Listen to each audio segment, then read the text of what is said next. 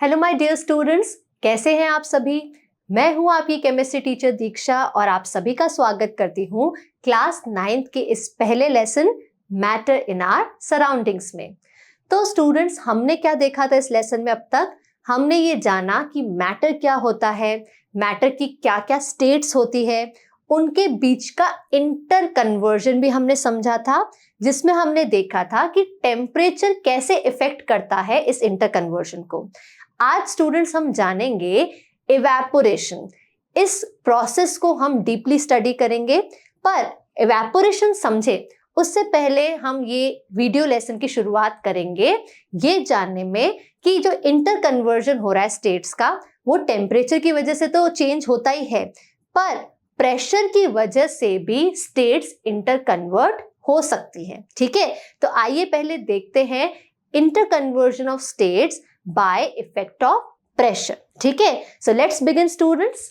सबसे पहले बात करेंगे हम इफेक्ट ऑफ प्रेशर की। ठीक है, अब क्या होता है स्टूडेंट्स, हमने देखा कि टेम्परेचर कैसे इफेक्ट करता है इंटर कन्वर्जन में।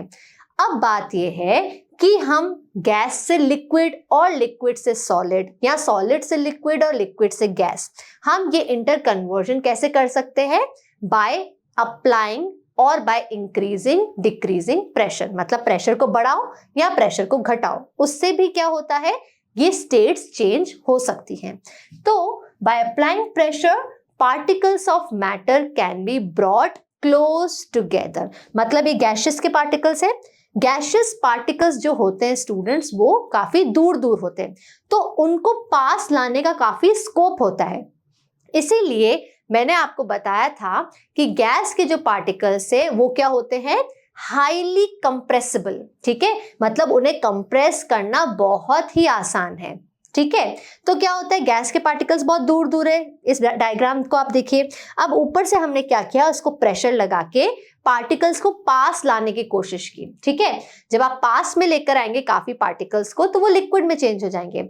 वैसे ही अगर आप और भी ज्यादा प्रेशर लगाए, हाई प्रेशर, तो वो लिक्विड के पार्टिकल्स और पास आएंगे और किस में चेंज हो जाएंगे, सॉलिड स्टेट में कन्वर्ट हो जाएंगे। ठीक है, पर स्टूडेंट्स इतना आसान नहीं जितना मैं कह रही हूं, क्योंकि गैस के पार्टिकल्स को आप लिक्विड में तो कन्वर्ट कर सकते हैं, पर लिक्विड को सॉलिड में कन्वर्ट करने के लिए बहुत ज्यादा हाई प्रेशर की जरूरत होती है, और एक और कंडीशन की रिक्वायरमेंट भी होती है। सिर्फ प्रेशर इंक्रीज करने से गैस लिक्विड में चेंज नहीं होता है, दो चीजें करनी पड़ती है आपको। ठीक है, वो दो चीजें क्या है? दो चीजें हैं, increasing pressure and reducing temperature can liquefy gases. तो हमने बात की थी स्टूडेंट्स लिक्विफाइड पेट्रोलियम गैस की। अगर आपको ध्यान में हो कि एलपीजी सिलेंडर्स में हमारे पास जो गैस आती है, वो एक्चुअली अंदर गैस में क्या होता है, वो लिक्विड स्टेट में होती है। आपके जो गैस सिलेंडर्स हैं उसमें गैस बहुत हाई प्रेशर में डली हुई होती है, तो वो लिक्विड स्टेट में होती है। फिर जैसे ही आप प्रेशर रिलीज करते हो, जब आप अपने स्टोव की नॉब को ओपन करते हो, तो प्रेशर रिलीज हुआ, प्रेशर हल्का हुआ, कम हुआ, तो इस वजह से जो अंदर लिक्विड गैस थी वो बाहर जब आती है तो वो गैसियस स्टेट में आती है। ठीक है, अंदर तो लिक्विड स्टेट में, बाहर वो गैसियस स्टेट में आती है। ठीक है, जब आपको गैसेस को लिक्विफाई करना है, गैस को लिक्विड में चेंज करना है, तो सिर्फ खाली प्रेशर लगाने से वो लिक्विड में चेंज नहीं होती है। हमको क्या करना है, प्रेशर इंक्रीज करने की, पिस्टन को ऊपर दबाने से सिर्फ कुछ नहीं होगा, सिर्फ प्रेशर से कुछ नहीं होगा, आपको करना क्या होता है, टेम्परेचर को भी कम करना होता है। ऐसा क्यों करना होता है स्टूडेंट्स? अगर आपको ध्यान हो, गैसेस और लिक्विड्स, ठीक है, इनके जो पार्टिकल्स है इनमें क्या अंतर है? क्या अंतर है? गैसेस के पार्टिकल्स की जो एनर्जी वो क्या होती है, बहुत तेजी से घूमते हैं, तो इनकी एनर्जी होती है हाई काइनेटिक एनर्जी होती है गैसेस के पार्टिकल्स में, और लिक्विड के जो पार्टिकल्स है उनकी एनर्जी होती है कम। ठीक है, लो एनर्जी होती है। तो अगर आपको गैस को लिक्विड में चेंज करना है, तो सिर्फ डिस्टेंस कम करने से कुछ नहीं होगा। डिस्टेंस तो आप कम कर लोगे, इंक्रीज करोगे प्रेशर को, तो डिस्टेंस तो आप कम कर लोगे, लेकिन ये जो गैस के हाई एनर्जी के पार्टिकल्स हैं, इनकी एनर्जी को भी कम करना है, इनको स्लो डाउन करना है। लिक्विड के पार्टिकल्स इतने ज्यादा वाइब्रेट या इतना ज्यादा चलते नहीं, इतना ज्यादा मूव नहीं करते हैं, वो काफी पास होते हैं तो मूवमेंट कम होती है। मूवमेंट कम होती है तो काइनेटिक एनर्जी कम होती है, ठीक है। तो इसका मतलब कि हर एक पार्टिकल की एनर्जी को भी कम करना है आपको, तो पास में लाने का काम तो प्रेशर से हो जाएगा, लेकिन जो एनर्जी है गैस की, हाई एनर्जी, उसको जो कम करना है वो कैसे कम किया जाता है? टेम्परेचर कम करके। Kinetic energy is directly proportional to the temperature, है ना। हमने ये पहले देखा था, हमने पहले ही आपके लेसन में देख चुके हैं। काइनेटिक एनर्जी और टेम्परेचर का डायरेक्ट संबंध होता है। तो इसका मतलब ये कि काइनेटिक एनर्जी को कम करना है तो टेम्परेचर कम कर दीजिए। तो इसलिए दोनों चीजें करनी पड़ेगी। गैस को अगर आपको लिक्विड में कन्वर्ट करना है तो इंक्रीज करो प्रेशर और डिक्रीज करो टेम्परेचर, दोनों जब साथ में काम करते हैं तब आपकी गैसेस क्या हो जाती है? लिक्विफाई हो जाती हैं, ठीक है। ये बात समझ आ गई। अब एक और चीज है जो हम प्रेशर से रिलेट करते हैं, एक और एग्जांपल है बहुत अच्छा सा, जिसे हम कहते हैं ड्राई आइस, ठीक है। तो अभी तक आपने सुना होगा आइस, ठीक है। नॉर्मल आइस जो होती है वो पानी से बनती है, पानी को सॉलिडिफाई कर दो। ड्राई आइस क्या होती है? और वो भी ड्राई आइस तो गीली होती है, हमने देखा है कि पानी से बनी है तो आइस तो गीली है, फिर ड्राई आइस नाम क्यों दिया गया? तो ये इंटरेस्टिंग है। ड्राई आइस का दूसरा नाम क्या है? Solid carbon dioxide.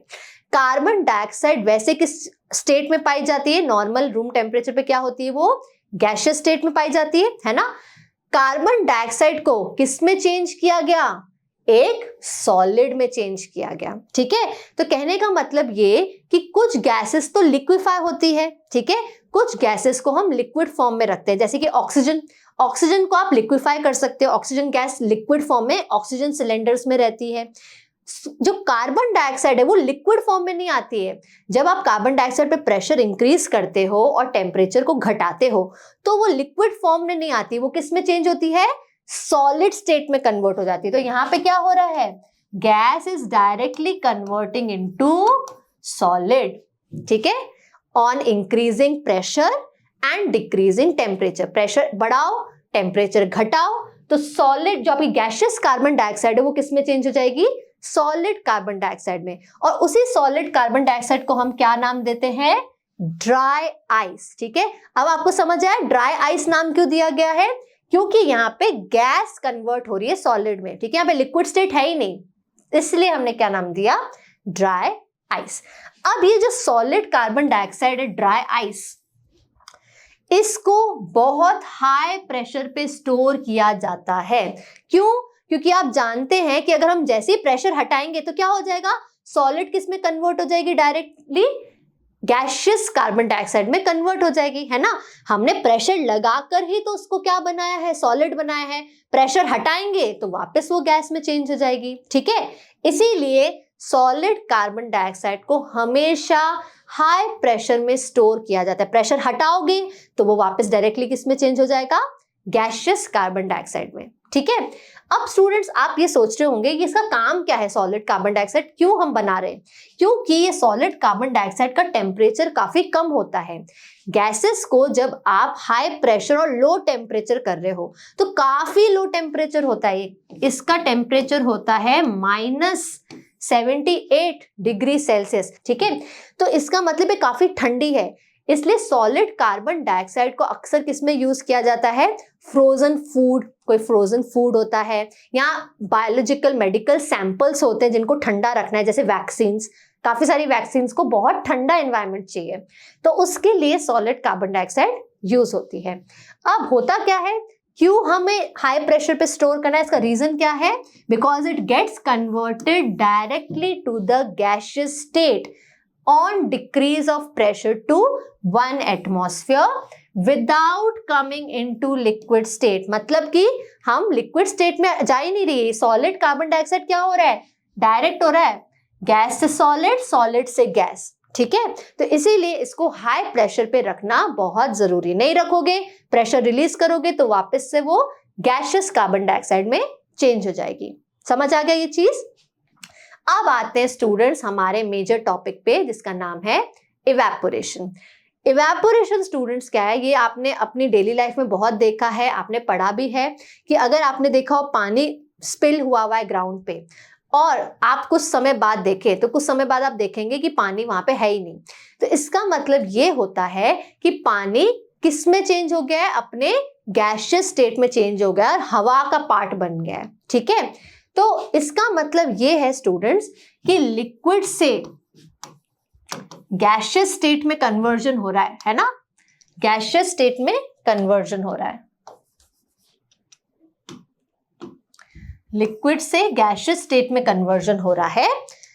पर इसके लिए आपको पानी को बॉईल नहीं करना पड़ा, है ना, यानी कि ये जो कन्वर्जन हो रहा है ये बॉइलिंग पॉइंट के नीचे हो रहा है। ठीक है, आपको पता है कि पानी का बॉइलिंग पॉइंट क्या है, 100 डिग्री सेल्सियस। तो 100 डिग्री सेल्सियस पर तो क्या होगा, पानी अपने वेपर फॉर्म में चेंज हो जाएगा। ठीक है, लेकिन 100 डिग्री सेल्सियस से पहले भी ये कन्वर्जन पॉसिबल है। इसी को ही हम क्या कहते हैं, इस प्रोसेस को हम कहते हैं इवेपोरेशन। बहुत ध्यान से समझनी इसकी definition, the phenomenon of change of a liquid, ये बहुत इंपॉर्टेंट चीज है। हम हमेशा इवेपोरेशन को वाटर से लिंक करते हैं, पर इवेपोरेशन किसी भी लिक्विड का हो सकता है, जरूरी नहीं कि वाटर का हो। ठीक है, वाटर के साथ साथ और भी लिक्विड्स है जो इवेपोरेट करते हैं। So phenomenon of change of a liquid into vapours. ठीक है, तो चेंज तो हो रहा है लिक्विड से गैस। ठीक है, at any temperature below it's boiling point, boiling point से पहले वाले टेम्परेचर पर भी क्या हो रहा है, लिक्विड गैसियस स्टेट में कन्वर्ट हो रहा है। ठीक है, आप पानी जो स्पिल होता है, अगर आप अपने ग्राउंड पे जाओ पानी स्पिल करो तो क्या हो रहा है, गैसियस स्टेट में चेंज हो जाता है, कुछ देर बाद आपको लिक्विड नजर नहीं आता। तो क्या उस समय टेम्परेचर 100 डिग्री सेल्सियस है, बिल्कुल नहीं। क्या है टेम्परेचर, रूम टेम्परेचर 25 से 30 डिग्री सेल्सियस के टेम्परेचर पर भी क्या हो रहा है, पानी अपने आप अपने वेपर फॉर्म में चेंज हो जाता है और हवा में उड़ जाता है। ठीक है, तो ये चीज बहुत इंपॉर्टेंट है। सबसे पहली बात तो इवेपोरेशन किसी भी लिक्विड का हो सकता है। सेकंड, क्या हो रहा है, लिक्विड गैसियस स्टेट में चेंज हो रहा है। थर्ड, किसी भी टेम्परेचर पे हो सकता है, बॉइलिंग पॉइंट से कम पे भी। ठीक है, बॉइलिंग पॉइंट पे जब लिक्विड गैसियस स्टेट में चेंज हो रहा है उसे तो हम कहते हैं बॉइलिंग, वो प्रोसेस क्या होता है, बॉइलिंग। पर इवेपोरेशन बॉइलिंग से अलग है, वो हम देखेंगे नेक्स्ट आने वाली स्लाइड्स में कि क्या इनका बीच में डिफरेंस है। तो हो क्या रहा है, liquid is changing into vapours. ठीक है, अब देखते हैं स्टूडेंट्स कि आखिर इवेपोरेशन हो क्यों रहा है। ठीक है, तो आप ये जानते हैं स्टूडेंट्स कि जो भी मैटर है, चाहे वो सॉलिड हो, चाहे लिक्विड हो, चाहे गैस हो, उसके पार्टिकल्स मूव करते हैं। गैसेस के पार्टिकल्स ज्यादा तेजी से मूव करते हैं, लिक्विड के पार्टिकल्स थोड़े कम तेजी से, सॉलिड के पार्टिकल्स बहुत कम। पर किसी भी टेम्परेचर पे, एट एनी गिवन टेम्परेचर, ऐसा जरूरी नहीं है कि सब पार्टिकल्स की काइनेटिक एनर्जी सेम है या एनर्जी सेम है। हर पार्टिकल की अलग अलग काइनेटिक एनर्जी होती है। ठीक है, चाहे वो सॉलिड हो, चाहे लिक्विड हो, चाहे गैस हो, क्या हो रहा है, अलग अलग एनर्जीज होती है अलग अलग पार्टिकल्स की, सबकी सेम नहीं होती है। तो अगर मैं बात करूं किसी लिक्विड की, तो सपोज मैंने एक कंटेनर में लिक्विड लिया। ठीक है, तो यहाँ पे बहुत तरह तरह के पार्टिकल्स आपको दिखेंगे जिनकी तरह तरह के एनर्जीज है। कुछ पार्टिकल्स तो ऐसे हैं जो यहाँ पर है, नीचे काफी लोअर लेवल पर है, तो इनकी एनर्जी काफी कम होती है, तो ये तो लिक्विड फॉर्म में ही रहते हैं। ठीक है, कुछ पार्टिकल्स ऐसे होते हैं जिनकी मीडियम एनर्जी होती है। ठीक है, तो क्या होता है स्टूडेंट्स, ये जो पानी के पार्टिकल्स है इनके आपस में भी क्या होता है, अट्रैक्शन होता है ना। इन सभी पार्टिकल्स के आपस में भी क्या होता है, फोर्स ऑफ अट्रैक्शन है, ये एक दूसरे को खींच रहे हैं, है ना। तो जिसकी कम एनर्जी वो तो आराम से बैठा है, उसकी एनर्जी कम है तो उसको कहीं भागने की जरूरत नहीं, वो अपना मस्त बैठा है आराम से। मीडियम एनर्जी वाले क्या करते हैं, थोड़ा सा उछलते हैं, लेकिन वापस से क्या करते हैं, ये जो नीचे वाले पार्टिकल्स हैं उनको वापस से नीचे खींच लेते हैं कि कहाँ जा रहा है, आजा हमारे पास। ठीक है, फोर्स लगाते हैं। पर कुछ ऐसे पार्टिकल्स होते हैं जो कि सरफेस पर पाए जाते हैं। लिक्विड का जो ये सरफेस है, यहाँ पे जो पार्टिकल्स होते हैं, कुछ पार्टिकल्स, सारे पार्टिकल्स नहीं, यहाँ पे भी कुछ ऐसे पार्टिकल्स होते हैं जिनकी होती है हाई एनर्जी। ठीक है। तो वो होते हैं जो कि अपने साथियों को पीछे छोड़कर निकल जाते हैं और बन जाते हैं वेपर। समझ में आ गई ये बात? तो ये वाले पार्टिकल्स को जिनकी हाई एनर्जी है वो नीचे अभी भी क्या कर रहे हैं, बाकी सारे जो पार्टिकल्स इनके साथी है वाटर पार्टिकल्स, वो उनको खींच रहे हैं नीचे की तरफ, पर इनकी एनर्जी इतनी हाई है कि वो गैसियस स्टेट में कन्वर्ट हो जाते हैं। लिक्विड और गैस में फर्क क्या बताया था मैंने आपको? मैंने बताया था कि लिक्विड और गैस के पार्टिकल्स के बीच फर्क क्या है, एनर्जी का ही तो फर्क है और डिस्टेंस का फर्क है ना। लिक्विड के पार्टिकल्स जो होते हैं उनकी एनर्जीज कम होती है, गैसियस पार्टिकल्स बहुत मस्त घूमते हैं, तेज एनर्जी होती है। तो अगर लिक्विड को गैस में चेंज होना है तो लिक्विड के पार्टिकल्स की एनर्जी हाई होगी, तभी तो वो किस में चेंज होगा, गैस में चेंज होगा। तो अगर आप एक लिक्विड लेते हैं किसी कंटेनर में, तो उसमें जो हाई एनर्जी के कुछ पार्टिकल्स है उनमें ये चांस होता है कि वो क्या करते हैं, वो गैसियस स्टेट में कन्वर्ट होके इवेपोरेट हो जाते हैं, वेपर फॉर्म में बदल जाते हैं। ये समझ में आ गया क्या प्रोसेस चल रहा है, इवेपोरेशन क्यों होता है? ठीक है, अब चलते हैं स्टूडेंट्स, देखते हैं इसका एक बार फिर से एक्सप्लेनेशन देख लेते हैं। In case of liquids a small fraction of particles at the surface, ठीक है, हाई एनर्जी के जो पार्टिकल्स है वो सरफेस पे पाए जाते हैं, उनमें से भी कुछ अमाउंट है ना हैविंग हाई काइनेटिक एनर्जी। तो पानी के जो सरफेस है उस पे कुछ पार्टिकल्स होते हैं जिनकी काफी हाई एनर्जी होती है, ठीक है। They are able to break away from the forces of attraction of the other particles. तो उनके साथी पार्टिकल्स उसको बहुत बोलते हैं नीचे आ, हमारे साथ रहे, लेकिन ऐसा नहीं होता है, उनकी एनर्जी ऑलरेडी इतनी हाई होती है कि अपने साथियों को छोड़ के वो निकल जाते हैं, ठीक है। तो other particles and get converted into vapour, ठीक है। ये बात समझ आ गई क्या हो रहा है एवेपोरेशन में। अब बात करते हैं हमारे दो प्रोसेसेस जिसमें काफी कंफ्यूजन रहता है कि इवेपोरेशन और बॉइलिंग दोनों में ही क्या हो रहा है, लिक्विड से गैसियस स्टेट में चेंज हो रहा है, ठीक है। पर फर्क क्या है फिर? फर्क ये है कि इवेपोरेशन किसी भी टेम्परेचर पे हो सकता है, एनी टेम्परेचर, ठीक है। तो मैंने आपको जैसे बताया था कि अगर पानी स्पिल हुआ है तो वो इवेपोरेट होगा, ऐसा जरूरी नहीं कि इसको 100 डिग्री सेल्सियस का टेम्परेचर चाहिए ताकि वो गैसियस स्टेट में चेंज हो, उससे पहले भी हो रहा है। बॉइलिंग, स्पेसिफिक बॉइलिंग पॉइंट होता है हर लिक्विड का, पानी का 100 डिग्री है वैसे और लिक्विड्स का अलग अलग बॉइलिंग पॉइंट है। जैसे ही वो टेम्परेचर अचीव होता है तब स्टार्ट होती है बॉइलिंग, मतलब लिक्विड से गैसियस स्टेट में। तो अभी भी फर्क समझ में नहीं आया कि टेम्परेचर का डिफरेंस तो है, ठीक है, पर और क्या डिफरेंस है?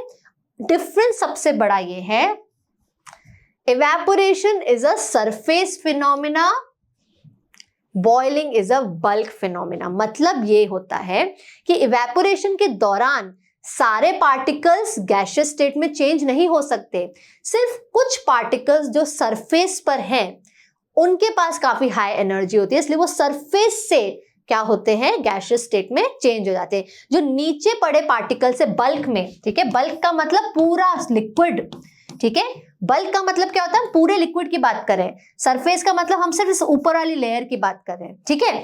तो होता क्या है स्टूडेंट्स, बॉइलिंग में अगर आप देखें, जब कोई भी लिक्विड बॉईल होता है तो होता क्या है कि सारे पार्टिकल्स, चाहे वो नीचे हो, चाहे बीच में है, चाहे ऊपर है, जितने भी पार्टिकल्स है उनके पास काफी हाई काइनेटिक एनर्जी आ जाती है, ठीक है। आपने बाहर से इसको गर्म किया, उन्होंने एनर्जी एब्जॉर्ब की, तो अब पूरा का पूरा लिक्विड क्या करता है, गैस में कन्वर्ट होता है।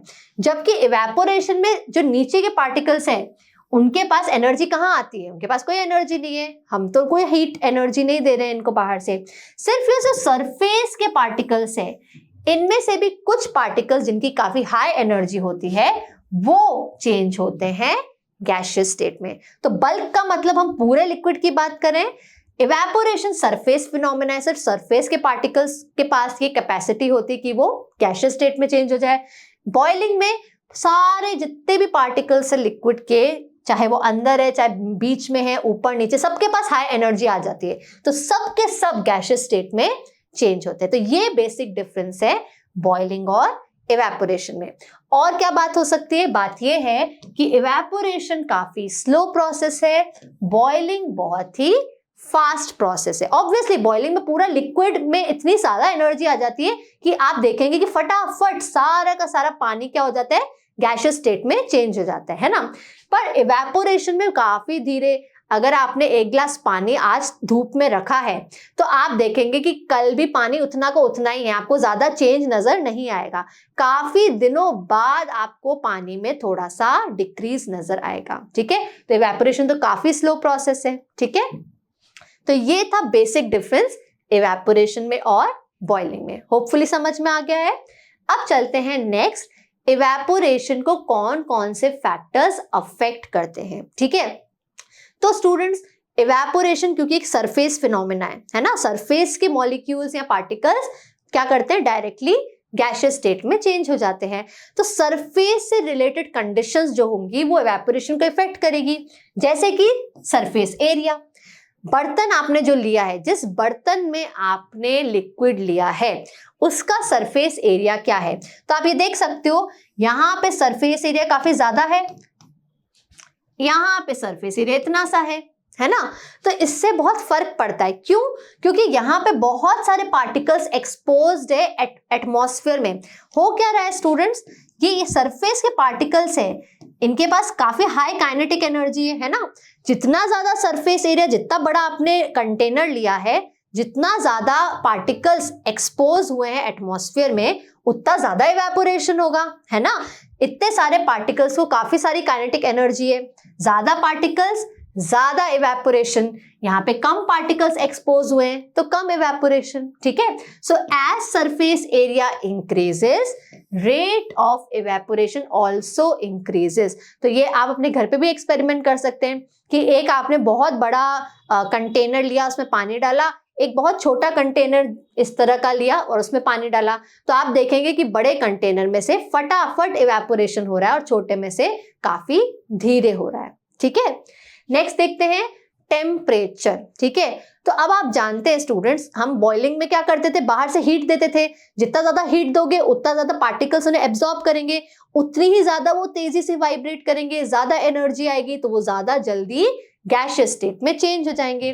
तो यहाँ पर भी स्टूडेंट्स, जैसे जैसे आप टेम्परेचर बढ़ाते हो, मतलब अगर आपने ज्यादा हीट दी, वैसे ही क्या होगा, इवेपोरेशन भी तेजी से होगा। मतलब अगर आप क्लाउडी सीजन में या रेनी सीजन में जब धूप नहीं आ रही है तब आप इवेपोरेशन करवाइए, और जब तेज धूप आ रही है तब आप कंटेनर को ऐसे ही रख लीजिए, पानी के कंटेनर को, तो आप देखेंगे कि रेनी सीजन में उतना अच्छे से इवेपोरेशन नहीं हो रहा, क्योंकि हीट नहीं है, डायरेक्ट सनलाइट नहीं आ रही है। यहाँ पे सन की हीट आएगी तो यहाँ पे फास्टर होगा इवेपोरेशन। तीसरी बात, ह्यूमिडिटी। तो यहाँ पे जब मैंने बारिश के मौसम की बात की, तो बारिश का मौसम का मतलब क्या हुआ, ह्यूमिडिटी काफी हाई है। ह्यूमिडिटी का मतलब ये है कि ऑलरेडी हमारे एटमॉस्फेयर में वाटर वेपर काफी ज्यादा है, ठीक है। तो हवा में जब वाटर वेपर ऑलरेडी इतना ज्यादा है, तो अगर आप पानी को या किसी लिक्विड को रखोगे किसी भी बर्तन में, तो वो क्या हो रहा है, लिक्विड गैसियस स्टेट में चेंज होने की कोशिश करेगा पर उसे जगह ही नहीं मिलेगी। एयर में ऑलरेडी इतने ज्यादा वाटर वेपर है, तो इस लिक्विड के वाटर वेपर को जगह कहाँ मिलेगी। इसीलिए ह्यूमिडिटी अगर बढ़ गई तो इवेपोरेशन ढीला पड़ जाएगा, थोड़ा रेट ऑफ इवेपोरेशन घट जाएगी। और अब बात करते हैं विंड स्पीड की। ये एक और फैक्टर है जो इफेक्ट करता है। आपने देखा होगा, आप कपड़े सुखाते हैं, जिस दिन हवाएं लगती है उस दिन कपड़े फटाफट सूख जाते हैं। तो ऐसा क्यों हो रहा है स्टूडेंट्स, क्योंकि हवाएं जब ज्यादा लगती है, विंड स्पीड ज्यादा होती है, तो क्या करती है वो, जैसे इवेपोरेशन होता है तो क्या होता है, आपके कपड़ों में से, सपोज ये कपड़े हैं, उसमें से इवेपोरेट हुआ है ना, तो हवा क्या करेगी, इन सारे वाटर वेपर को अपने साथ लेकर उड़ जाएगी। इसका मतलब हवा में वाटर वेपर को हवाएं क्या करती है, उड़ा के ले जाती है, तो और भी ज्यादा इवेपोरेशन फास्टर होगा। इसलिए विंड स्पीड भी क्या करती है, as the wind speed increases the rate of evaporation also increases, क्योंकि हवाएं अपने साथ साथ वो वाटर वेपर को उड़ा के ले जाती है, तो आपके जो कपड़े हैं उनके पास ज्यादा चांस है कि और भी ज्यादा इवेपोरेशन जल्दी जल्दी हो जाए, ठीक है। तो ये बहुत सारी चीजें हैं, क्लाइमेटिक कंडीशंस जो होती है, वेदर कंडीशंस जो होती हैं उस एरिया की, उस पर काफी डिपेंड करता है कि इवेपोरेशन कितना जल्दी या कितना स्लोली होगा, ठीक है। तो ये 4 फैक्टर्स याद रहेंगे आप, surface area, temperature, humidity and wind speed, ठीक है। अब चलते हैं स्टूडेंट्स, एक और चीज है जो होती है जब इवेपोरेशन होता है, आपकी जो सराउंडिंग्स है वो कूल हो जाती है। अब आप कहेंगे मैम ये क्या बात है, कूल कैसे हो जाती है? तो ये समझते हैं कि कैसे कूल होती है। अगर आप एक ओपन वेसल ले तो उसमें से लिक्विड कंटिन्यूसली, देखो ये जो इवेपोरेशन का प्रोसेस है कंटिन्यूस है, ऐसा नहीं कि रुक जाता है, स्लो डाउन हो जाता है वो अलग बात है, लेकिन रुकता नहीं है। अगर खुले बर्तन में कोई लिक्विड है तो उसके वेपर्स तो बनेंगे ही बनेंगे, ठीक है। तो कंटिन्यूसली क्या हो रहा है, इवेपोरेट होता रहता है लिक्विड, अगर किसी खुले बर्तन में, ठीक है। होता क्या है, इवेपोरेशन के दौरान पार्टिकल्स क्या करते हैं, एनर्जी लेते हैं सराउंडिंग्स में से। क्यों लेते हैं? इवेपोरेशन के दौरान जो हाई काइनेटिक एनर्जी वाले पार्टिकल्स हैं, सपोज मेरे पास एक बर्तन है, उसके अंदर मैंने पानी लिया, जो ऊपर वाली लेयर है उसके जो पार्टिकल्स होंगे वो हाई एनर्जी के होंगे। तो ये हाई एनर्जी वाले जो पार्टिकल्स है ये अपने साथियों को छोड़ के निकल जाते हैं। तो साथियों को छोड़ के निकल गए तो अब पानी की एनर्जी कम हो गई, इसीलिए पानी क्या करता है, ये जो एनर्जी लॉस हुई क्योंकि पार्टिकल्स उड़ गए ना हवा में, तो हाई एनर्जी के पार्टिकल्स निकल गए, इसलिए एनर्जी लॉस जो हुआ उसको भरने के लिए वापस क्या करते हैं, आसपास के एटमॉस्फेयर से हीट एनर्जी को एब्जॉर्ब कर लेते हैं। तो इसलिए हमारी सराउंडिंग्स कूल डाउन हो जाती है। ये बात समझ आई? क्या हो रहा है इवेपोरेशन के दौरान, the particles of liquid absorb energy from the surrounding. क्यों एनर्जी उनको एब्जॉर्ब करनी पड़ रही है? क्योंकि ऑलरेडी क्या हो रहा है, इवेपोरेशन के दौरान काफी हीट लॉस हो गया ना, जो भी पार्टिकल्स की हाई एनर्जी थी वो तो क्या हो गए, उड़ गए अपने साथियों को छोड़ के, तो बाकी सारे जो साथी उनकी एनर्जी कम हो गई, इसलिए वो बाहर से हीट एनर्जी एब्जॉर्ब करते हैं और इसीलिए वो सराउंडिंग्स को ठंडा कर देते हैं, ठीक है। This makes the surroundings cold. और ऐसे बहुत बहुत सारे एग्जाम्पल्स है जिसमें आपने एक्सपीरियंस भी किए ये चीज। कैसे एग्जाम्पल्स है देखते हैं। What happens when you pour some acetone? तो नेल पेंट रिमूवर आपके घर में जरूर होगा, आपको नहीं पता तो आस्क योर मदर्स, उनके पास नेल पेंट रिमूवर है जिसे हम केमिकल्स की भाषा में, केमिस्ट्री की भाषा में कहते हैं एसीटोन, ठीक है। तो ये जो एसीटोन है, जब आप इसे हाथ में डालते हैं तो आपके हाथ को ठंडा महसूस होता है, ठीक है। क्या होता है, जैसे हाथ में आपने एसीटोन लग रहा, आपको क्या महसूस होगा, काफी ठंडा ठंडा महसूस होगा। तो ये जो कोल्ड है, कोल्ड फीलिंग है, ये क्यों आ रही है आपको, क्यों ठंडा सा महसूस हो रहा है आपको, इसकी वजह है इवेपोरेशन ही, ठीक है। हो क्या रहा है स्टूडेंट्स कि आपके पाम से क्या कर रहा है, एसीटोन एक लिक्विड है और एसीटोन क्या करता है, फटाफट इवेपोरेट होता है, ठीक है। एसीटोन को खुला नहीं छोड़ सकते, आपको बंद बॉटल में रखना है। तो एसीटोन जैसे ही आपने खुले में डाला, आपने अपनी स्किन पे डाला, होगा क्या कि ये इसके जो पार्टिकल्स है ये क्या करेंगे, सराउंडिंग से हीट एनर्जी लेते हैं और ये इवेपोरेट होने की कोशिश करेंगे, है ना। तो ये क्या करेंगे, आपकी स्किन से भी हीट एनर्जी लेते हैं और फटाफट उड़ जाते हैं, इवेपोरेट हो जाते हैं। कुछ टाइम बाद आप देखोगे है ही नहीं एसीटोन, वो वेपर में चेंज हो गया। तो क्या होता है, particles gain energy from your palm, आपके पाम से भी एनर्जी एब्जॉर्ब करते हैं एंड इवेपोरेट होके निकल जाते हैं। तो इसीलिए आपकी हीट एनर्जी आपके पाम से लिए, इसलिए आपके पाम को ठंडा फील हुआ, ठीक है। एक और एग्जांपल देखते हैं। Why should we wear cotton clothes in summer? बहुत ही ऐसी चीज है कि क्यों हमें कॉटन क्लोथ एडवाइस बोलते हैं कि कॉटन क्लोथ पहना करो आपकी गर्मियों में। ये इसलिए होता है क्योंकि कॉटन का जो फैब्रिक है, ठीक है, वो इस तरह का फैब्रिक है कि उसमें ये कैपेसिटी है कि वो हमारे स्वेट को एब्जॉर्ब करे। तो जब पसीना या स्वेट एब्जॉर्ब होता है तो हमारी स्किन है, ये देखो हमारी स्किन है, ये है स्वेट के पार्टिकल्स, पानी के पार्टिकल्स जो हो गए, है ना। ये क्या करता है, कॉटन आसानी से एब्जॉर्ब कर लेता है। जब कपड़े ने आपके स्वेट को एब्जॉर्ब किया तो वो क्या हो गया, एटमॉस्फेयर से एक्सपोज हो गया। तो मतलब ये कपड़े पर आ गया, एटमॉस्फेयर से एक्सपोज हो गया, ठीक है, एटमॉस्फेयर से एक्सपोज हो गया। तो क्या हुआ उससे, इजी इवेपोरेशन, फटाफट आपका स्वेट क्या होता है, आसानी से वेपर फॉर्म में उड़ जाता है, तो आपको अच्छा फील होता है। ठीक है, आपका स्वेट जो है अगर वो एब्जॉर्ब ना करे कॉटन तो क्या होगा, आप हमेशा आपको एक वेट फीलिंग रहेगी। तो क्या होता है, यहाँ पे कॉटन क्लोथ आसानी से एब्जॉर्ब कर लेता है, वो स्वेट का जो पानी का कंटेंट होता है उसको एटमॉस्फेयर से एक्सपोज करता है। तो एटमॉस्फेयर के कांटेक्ट में आते ही क्या होता है, ये स्वेट जो है ये एटमॉस्फेयर से एनर्जी एब्जॉर्ब करता है और इवेपोरेट होके उड़ जाता है, वेपर फॉर्म में चेंज हो जाता है। ठीक है, cotton clothes absorb sweat easily, this results in evaporation. क्यों इवेपोरेशन हो रहा है, as it is expose to air and it leaves our body cooler. तो हमारी बॉडी में से भी हीट लेगा, एटमॉस्फेयर से भी हीट लेगा और वो उड़ जाएगा, वेपर फॉर्म में चेंज हो जाएगा, तो हमारी बॉडी भी कूल फील करती है, राइट। एक देखते हैं एक और example. Why do we see water droplets on the outer surface of the glass containing iced cold water? ठीक है, तो हमने देखा होगा स्टूडेंट्स, पानी की कुछ बूंदे, जब भी हम ठंडा पानी बाहर रखते हैं कुछ देर के लिए, तो ग्लास के बाहर ये छोटी छोटी पानी की बूंदे नजर आती है। तो ऐसा क्यों होता है, यहां पे इवेपोरेशन का उल्टा प्रोसेस हो रहा है, कंडेंसेशन। ठीक है, होता क्या है स्टूडेंट्स, हवा में ऑलरेडी वाटर वेपर प्रेजेंट है। वाटर वेपर क्या होता है, पानी का गैसियस स्टेट है ना।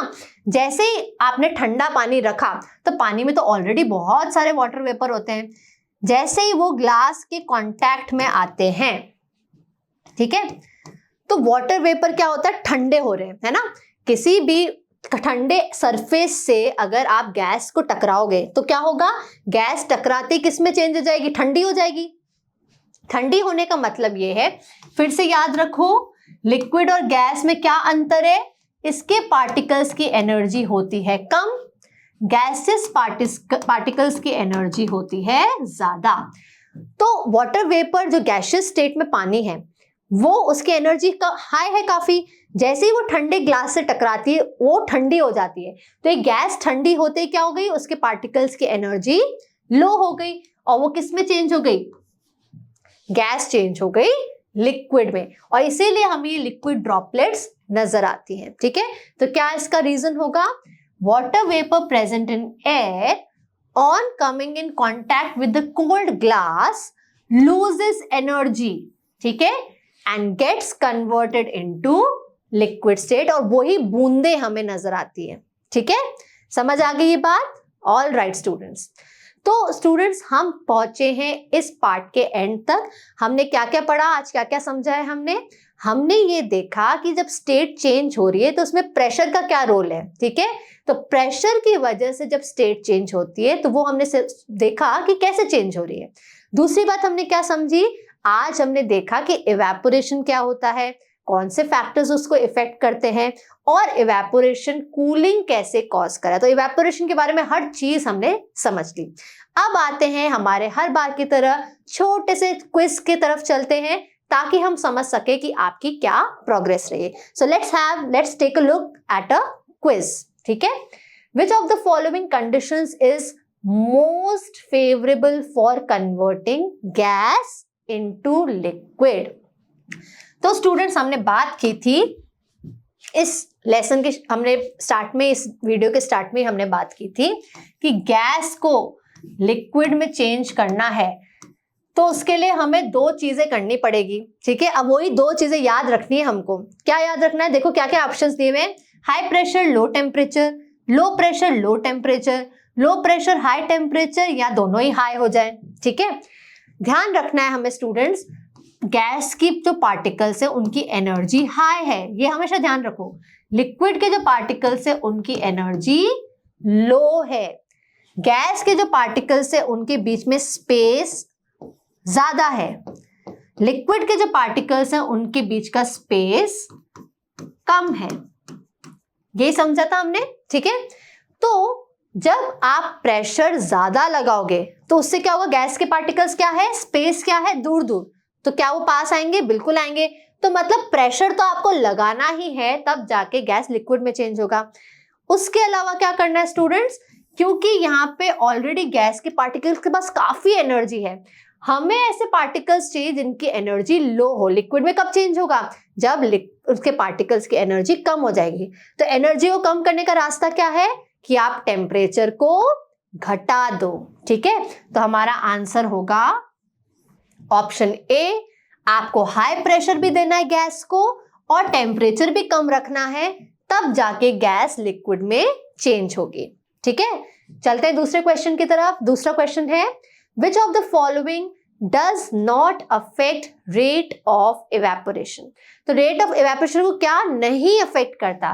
तो हमें पता है विंड स्पीड करती है। जैसे विंड स्पीड को बढ़ाओगे इवेपोरेशन बढ़ेगा, सरफेस एरिया बढ़ाओ इवेपोरेशन बढ़ेगा, टेम्परेचर बढ़ाओ इवेपोरेशन बढ़ेगा, इनसॉल्युबल हैवी इंप्योरिटीज ये तो हमने सुना ही नहीं कभी, है ना। तो हमारा आंसर है ये, इसकी वजह से इवेपोरेशन पे कोई इफेक्ट नहीं पड़ता। ठीक है, चलते हैं नेक्स्ट क्वेश्चन की तरफ। विच of the following is most suitable for summer? तो अभी अभी हम ये पढ़कर आए हैं, समर में कौन से कपड़े पहनने चाहिए? Nylon, polyester, silk? नो, क्योंकि ये सारे के सारे जो फैब्रिक्स हैं ये स्वेट एब्जॉर्ब अच्छे से नहीं करते हैं। So they do not absorb sweat easily. ठीक है, तो गर्मियों में वैसे ही इतना पसीना आता है, इतनी स्वेटिंग होती है, अगर आप ये कपड़े पहनेंगे तो आपका स्वेट एब्जॉर्ब ही नहीं होगा, तो वो बाहर एक्सपोज ही नहीं होगा और आपकी बॉडी से हीट लेकर इवेपोरेट ही नहीं होगा, तो कूलिंग कैसे करेगा? ठीक है, कूलिंग करने के लिए cotton fabrics are the best. ठीक है, तो स्टूडेंट्स होपफुली आपको ये सारी चीजें समझ में आई है। आज हमने जो भी पढ़ा है सारे कॉन्सेप्ट्स क्लियर हुए हैं। हम मिलेंगे, अब हम आगे चलेंगे क्वेश्चन आंसर्स की तरफ। ठीक है, तो कुछ इनटेक्स्ट क्वेश्चंस करेंगे, कुछ एक्सरसाइजेस क्वेश्चंस करेंगे, जिसके कारण आपके जितने भी और डाउट्स हैं वो सब दूर हो जाएंगे। ठीक है, सो होपफुली आपको ये आज का वीडियो लेसन बहुत पसंद आया होगा। प्लीज इसे रिवाइज करके रखिएगा। मैं मिलूंगी आपको अगले लेसन में। Till then keep learning students, please revise everything. Thank you so much for watching.